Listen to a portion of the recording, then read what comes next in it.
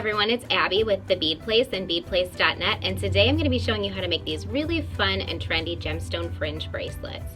So we're going to be using some gemstone rounds, spacers, charms, chain, and elastic. Now before we get started, I'd just like to remind you to subscribe to this channel if you haven't already, because we post new videos all the time on fun and easy trendy jewelry making projects. And remember to like the video and leave a comment down below. So today we'll be using 8mm gemstone round beads.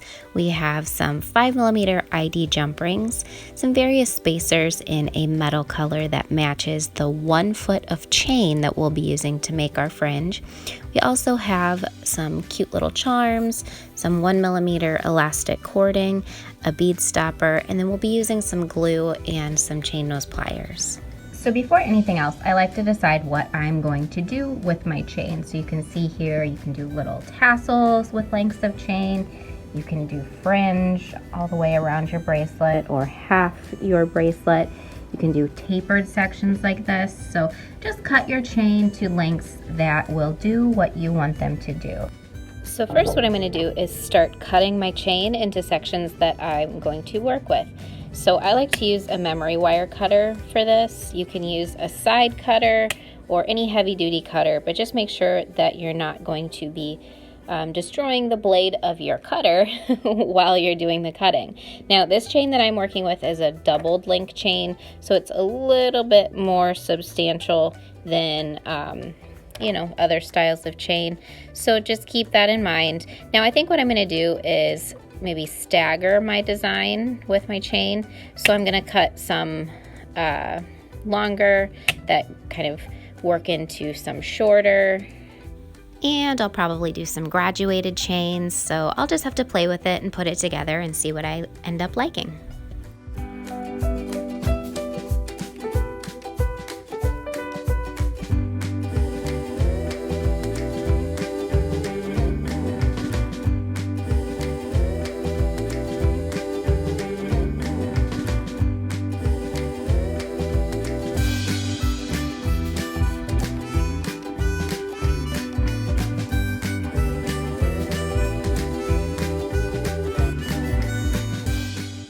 Next, using your chain nose pliers, you'll want to add jump rings to the top or the end length of every length of chain that you've cut.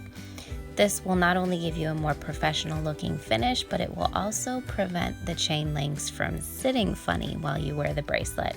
How that works is it actually kind of drops the chain link lower than the beads once we string it all together, and it will prevent the beads from pushing together on the chain and causing it to sit out rather than hanging down.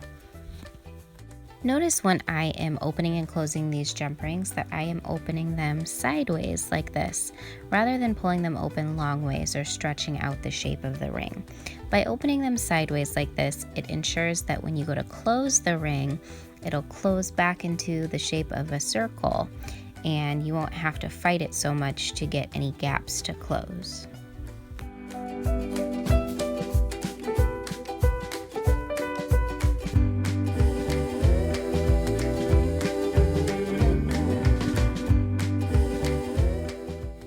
Next, we'll use that same jump ring technique to add jump rings to all of our charms. So just open the jump ring, add the charm, and close it. And this prepares our charms so that they are ready to string whenever we get to the designing part, the fun part.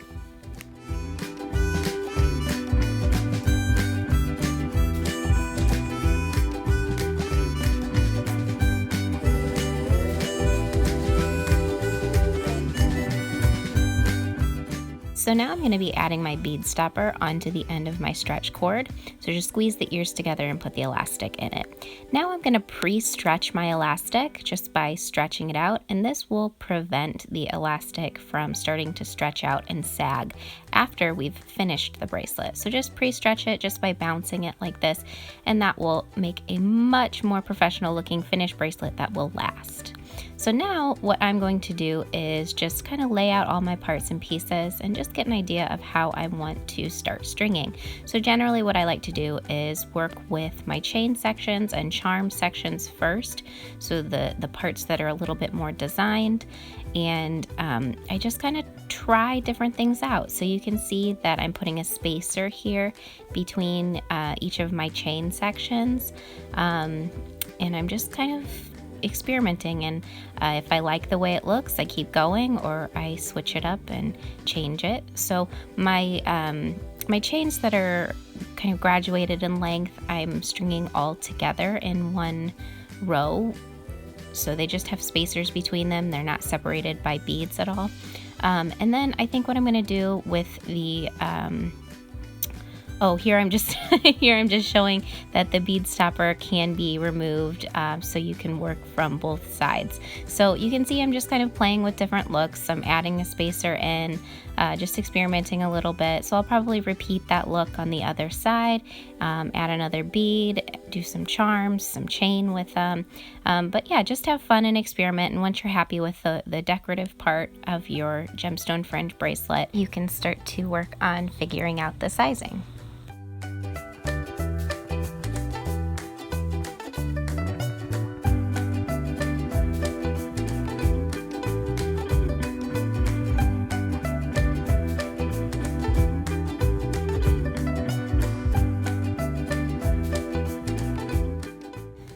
So now you'll need to figure out how long you need to make your bracelet.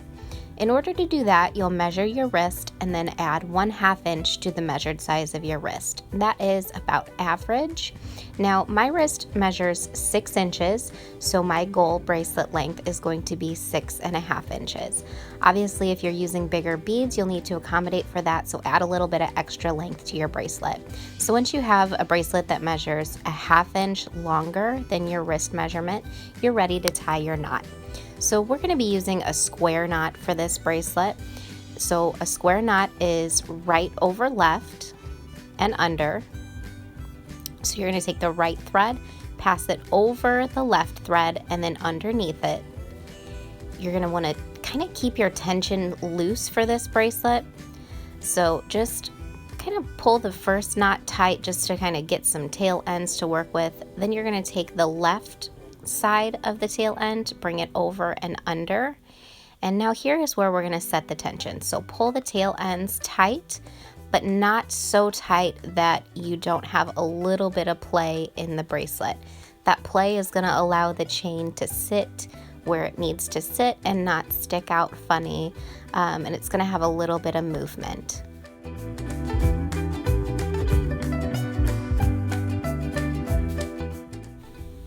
Next, we'll be applying glue to the knot.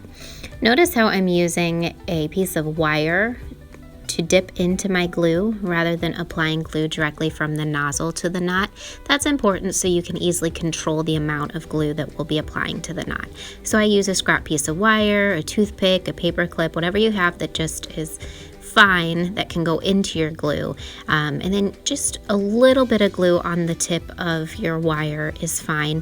Basically what you're going to do is kind of separate the beads on your bracelet so that you can easily access the knot, and then just apply the smallest amount of glue right over the top of the knot.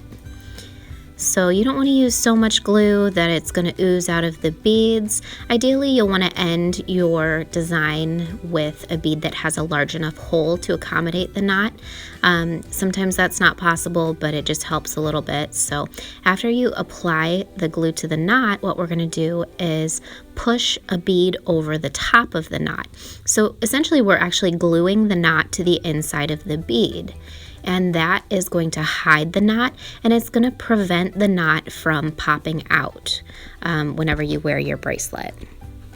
You can either wait for the glue to dry completely before trimming your tail ends, or you can actually trim them now, whatever you prefer. A lot of people wait till it's dry so you don't get glue on your fingers, but if you're impatient like I am, you can trim it right away and then you're pretty much good to go. A lot of the super glues dry immediately, and then you've got a beautiful finished bracelet.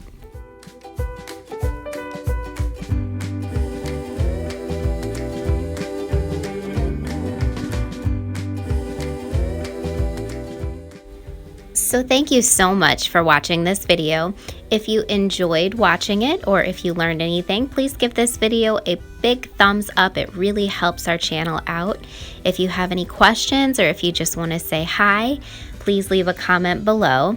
Make sure that you're subscribed, and if you'd like, turn the notification bell on, and that will send you a notification every time we post a new video. Just a reminder, all the materials that we're using today can be found at www.beadplace.net, and the links will be down below.